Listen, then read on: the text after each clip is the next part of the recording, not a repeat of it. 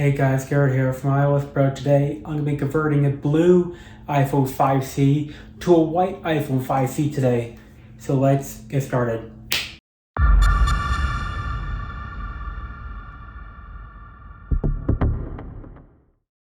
Okay guys, so before we get started, we'll need a few tools in order to do this housing swap. First of all, we'll need a suction cup in order to separate the screen from the frame.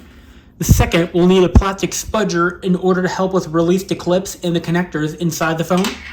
The third is a magnetic Phillips head screwdriver from iFixit, a magnetic pentalobe screwdriver from iFixit to remove the screws in the bottom of the phone, a small flathead screwdriver in order to remove those standoff screws, and a SIM card ejection tool to remove the SIM card tray.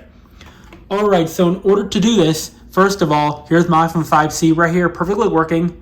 Now I'm going to go and power down the phone, which you should always do before you start a repair. Alright, so now take your SIM card ejection tool and go and remove that SIM card tray. Just like that. And now what we're going to do is remove the screws in the bottom of the phone, which I've already done, which are pentalobe. Sorry if my camera's not focusing. So now I'm going to take my suction cup and put it on the screen like this, then gently pull up on the screen. And there we go, the screen's now separated. And now what we're going to do is go ahead and remove the screws that are holding in the battery. And I successfully got both screws out, but that second screw, why it's still in there, because usually there's a standoff screw right here, which is a screw and a screw, which allows you to put one screw down, then put a shield on top, then put another screw in. That's what that's for. But my screw was so tight in there that the standoff screw came off with it. It actually unscrewed the standoff rather than the Phillips head on the top, which is unusual. It's very rare. If it's rusted or tightened too hard, then that will happen, which happened on my phone here. So if you guys don't already have the standoff screw out, if it's still in there, you'll need your small flathead to do that. But since mine came out with the screw itself, I don't need to do that. Makes my job a little easier. Alright, so now what we're going to do is gently disconnect that battery connector here. Okay, there we go. Now we're going to take our spudger and gently disconnect that dock connector cable. So sometimes if your spudger doesn't have a good age, then it won't work. But since mine had partially good age, it worked. See, there's the connector. Now what we need to do is pull the battery pull tab at the bottom to release the battery. But since I've already done that, it'll just come right out. But if you guys are doing this for the first time, then the battery pull tab is at the bottom, which you got to pull gently in order to release the battery. Alright, so now what we're going to do is release the 4 screws at the top here holding in the screen. See, 1, 2, 3, 4. And I successfully got the screws out for the screen shield. But just like the battery shield down here, the same rare occurrence happened. The screw unscrewed the standoff rather than the screw itself. I have never seen that before. So that's the second time that's happened. See, the first one right here, now the second. Well, that's the standoff screw holds the logic board down. Well, that's the second time that's come out with the regular screw. So if you guys still have the standoff screw in here and down here, then you'll need your flathead to remove it. But since it already came out twice for me, I don't need to. Alright, so now what we're going to do is gently release the screen. But since my spudger doesn't have a good edge like it used to, I'm going to gently use my flathead to pry up on the screen cables just like that. So that's number 1. Go ahead and do number 2. There goes number 2. Then for number 3, I have to go in from the edge right here. And there we go. So that's the screen. I can put it right over here so I don't damage it. Alright, so now what we're going to do is attempt to remove the logic board. There's a screw right up here. Another screw, which is right here, that already came out for me. Another screw here, here, and here. And I successfully got the screws for the logic board out. So this one right here, that is a standoff screw, which goes right here. So these silver gold rings mean those are standoffs. That's what those mean. Alright, so now what we're going to do is disconnect a few cables. This first one is in one of the antenna cables here, so I'm going to gently remove that. Just like this. And the next one is the volume button and power button connector. I'm going to gently remove that as well, so there we go. The third is the camera. So this cable houses the LED flash, power button, and the volume buttons here. So now what we're going to do is gently remove the logic board just like this. So underneath here, there's an antenna cable. So right at the bottom here, you can see there's this antenna cable here. It gently just, that was a fail. So that just came out. I'll have to fix that later. So no big deal. I have another antenna I could just put in as a backup. So sometimes these things get very stuck.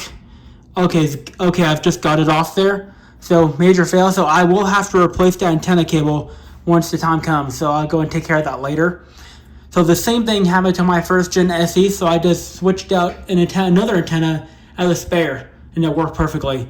Well, that goes right here. So don't do what I did. Just be more careful, because this antenna was old anyway. So it kind of just came out the slot like that. Now what we're going to do is attempt to remove the dock connector. So you got to release these screws right here. And the trick I use to make it easier is to group them by size and where they came from. Put the small screws at the bottom, big screws on the top. Back, and I successfully got the dock connector screws out. So now you just, first thing I do is lift up the speaker like this. Be careful not to break it, because this assembly is very finicky. Then you gently pull up on the cable here, then it just pops right out, just like that. And I'll put her right down here next to the screw, say order them by the way they came out. And I was able to get the new antenna for this logic board. See, this is an iPod Touch antenna, and it works perfectly. I actually did the same trick when my 2G antenna broke, and I got my Wi-Fi back easily. Alright, so now what we're going to do is attempt to remove the volume button and power assembly. That is trickier because it's underneath this camera bracket right here. So this bracket and the second bracket here will have to come out. So I'm going to remove the camera bracket first, and I'll show you guys what to do next. Go back, and I successfully got the screws for the camera shield off. So now it just comes right off, just like this. I'll put an extra screws right over here. So now the camera just pops right out. And there we go. There's our camera. So now what we need to do is remove another standoff, which is right here. So this standoff is very tricky. It's very thin, tiny, and very tricky to remove. I successfully got the screws to the shield out. Alright, so now the shield will just come right out. But we're not ready to remove the assembly just yet for the power button, because the screws for the power button right here and here will have to come out next. So successfully got the screws for the power button out. But this little antenna piece right here came out with it, so it's very hard to get it out. So this antenna piece came out with it, so don't lose that. So I'll show you guys how to install it after I take everything out. Alright, so the assembly now comes up just like this, but we're not ready to release just yet. We still have a few more screws on this side to release to get to it. Going back, and I successfully got all the screws out to hold the volume and assembly and all that. One right here, two up here, three right here. But this third top one right here will only come out after you remove the vibration motor, which held in by two screws here and here. And once you guys remove the three screws here and that one right here, then the assembly will just lift right out, just like that. Gotta be careful. The cable for the vibration motor is actually stuck to one of the plastic pieces here, which I did break when I first did it, but the phone still works all together. So I went ahead and got the antenna out, which is right here. Now the buttons, which is right in this area, they'll just come right out, just like that. So the first one is the up and down buttons here. The second one is the vibration motor switch for the vibrate switch. And the third will be the power button switch itself right here. I'll be using this blue one for the housing. Now what we're going to do is transfer over the SIM card eject mechanism right here, which is held in by one screw. Successfully got the SIM card eject mechanism out. So basically, to save time, I went ahead and put it back into the white housing already, just to save time. But this second hole is for the logic board. This top one is for the mechanism. Without this mechanism, the SIM card will not be able to come out. So now what we need to do is move over the plastic piece from the blue frame to the white frame. And I successfully got the plastic piece moved from the blue frame to the white frame. That was easy, a little easier for me because I've already done this before.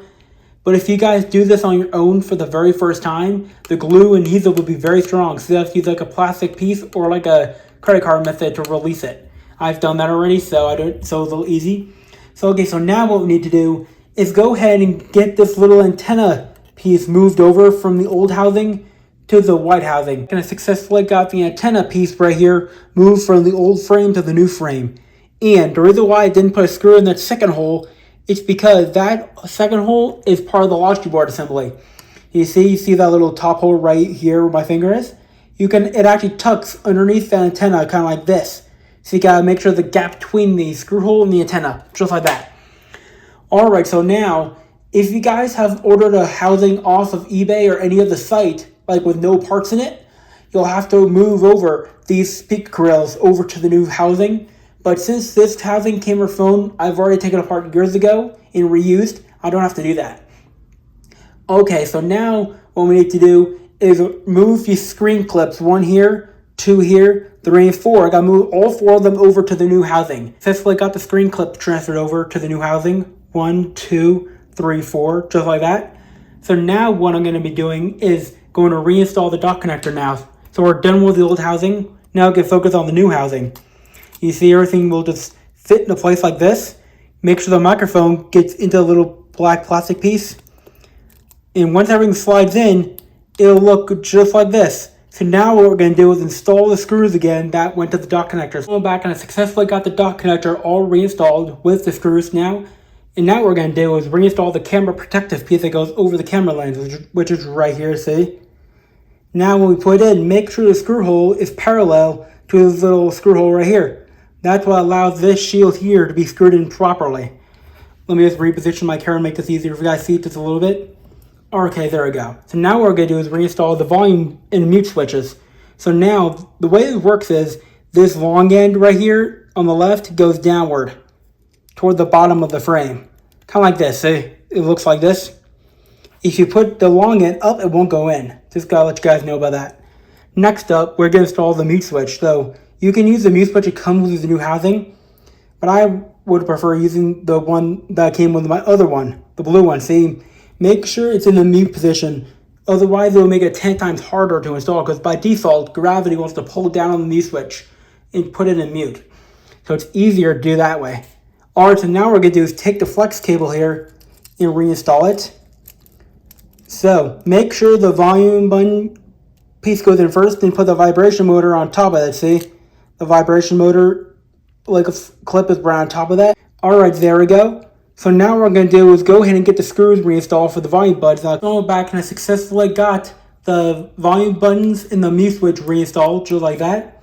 So now what we're going to do is reinstall the old antenna as support. We're going to reinstall it just like this. So now I'm going to go ahead and get the screw installed for the antenna. I'll go back and I successfully got the screw to the antenna reinstalled. But if your antenna wire is not broken like mine is, then you have to reconnect it to the logic board underneath when the time comes. But since mine is broken, I made a makeshift antenna from an old iPod Touch, which will work perfectly fine. So I'll show you guys how I did that when the time comes. Alright, so now what we're going to do is reinstall the vibration motor, which goes to the top corner here. So here's the vibration motor. Make sure it goes down like this, so those little curvy pieces at the top, and this is at the bottom. So let me go ahead and get the screws installed back, and I successfully got the vibration motor reinstalled right up here. So now what we're doing is getting the power button assembly fully reinserted. So I've got the button right here. Make sure the hinge, just the silver hinge there, faces downward like this. So when we just slide it in, so just slide in just like that, then it'll sit into place just like this. So now I'm going to go ahead and go install the screws off camera. I'll go back and I successfully got the power button reinstalled. See? Volume up, volume down, mute switch. This was tricky, very tricky, but not impossible. So now what we're going to do is reinstall the shield that covers the LED flash. So this little clip goes into that tiny slot between the flash and the cable there, like this. See, it goes in between like this. So now what we're going to do is reinstall it, the clip screws, and I went back and I successfully got the screws for the LED flash cover reinstalled. So this was much harder than it looked because this tiny screw is the one that doesn't give me much trouble, but the top screw, it's top heavy. So if the screw hole with the bracket and the little camera casing is not aligned perfectly, then the screw will give you a lot of trouble. It takes hours to get it in if you're not experienced like I am. Alright, so now what we're going to do is reinstall the logic board. So you got to move the dock connector cable, the speaker cable right here, and the volume cable out of the way first. But if your antenna cable is not broken like mine is, then you have to connect it right here that looks like this underneath by going like this, then reconnecting it like that. But since mine is broken, I had to make a makeshift antenna like this, which is very fragile. So I have to be careful. So now when I move this out of the way, make sure this top connect piece goes in between the slot like this. See? Underneath it, there's a little slot between there. Make sure it goes under like this. Then it goes down successfully like this.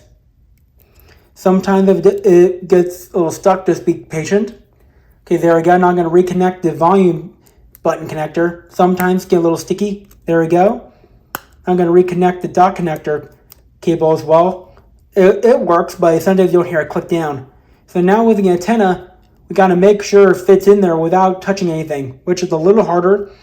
So at the end of the video, so basically like this, I'll show you guys how I'm going to put the screen down without giving it a lot of trouble or resistance. Because it's a little tricky here. Alright, so now I'm going to go ahead and get the screws for the logic board reinstalled. I'm back and I successfully got the logic board screws reinstalled, but these two, like I said at the beginning of the video, these two screws came out when I took the shield off.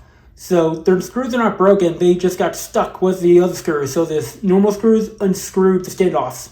So that's why they're not in there. They're right here on the shields. I'll put them back in last. Alright, so now I'm going to reinstall the camera in the shield, kind of like this. There we go, see it looks like this. So now I'm going to go ahead and get the bracket for the camera reinstalled. And I successfully got the camera and the shield reinstalled. So now I'm going to be doing is getting the screen reinstalled. So after I get the screen and the shield reinstalled, then I'll show you guys how I'm going to reposition the Wi-Fi antenna I made for it to fit. So first cable goes in this position. Sometimes it takes a little bit of practice to get it in. Okay, there we go. That's the first cable. There's the second. This third one can be a little tricky. Back and I successfully got the shield for the screen reinstalled. That was tricky as well. So now we're going to do is go and get the battery reinstalled. So here's the battery. I'm going to make sure it can still go down over that antenna. Make sure the antenna has clearance. I'm going to lift the antenna up here, put the battery in, then slightly modify the antenna so it still has clearance, even with the battery in place. So the battery is now reconnected. So I'm going to get the shield for the battery reinstalled. I'm back and I successfully got the battery shield reinstalled. So it should look like this. But if you guys do the custom Wi-Fi antenna from a device that has the same connector as this one, then it'll look like this. So now what you're going to do is seat the screen from the top down. So if you guys seated it correctly, it will fit flush with the frame. Okay, there we go. But since I have a custom Wi-Fi antenna reinstalled, it's going to leave a little gap here, which is totally normal.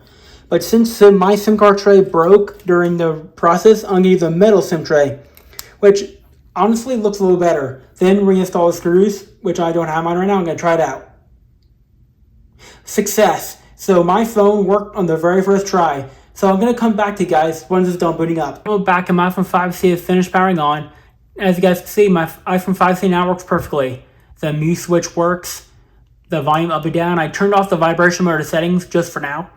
And you guys see my custom Wi-Fi antenna I put in the phone from my iPod Touch. The iPod Touch Wi-Fi antenna I put in this phone worked. See, now I'm getting Wi-Fi again, just like that. And things like the power button work, the cameras work as well. See, the rear camera and the front camera, just like that. Including the flash, I meant, sorry. See, the flash works as well, just like that. So that is the iPhone 5C blue housing to white housing conversion. And the blue mute switch looks great with the white housing. So that's pretty much it for this video. If you liked the video, give us a thumbs up to my video. Peace out.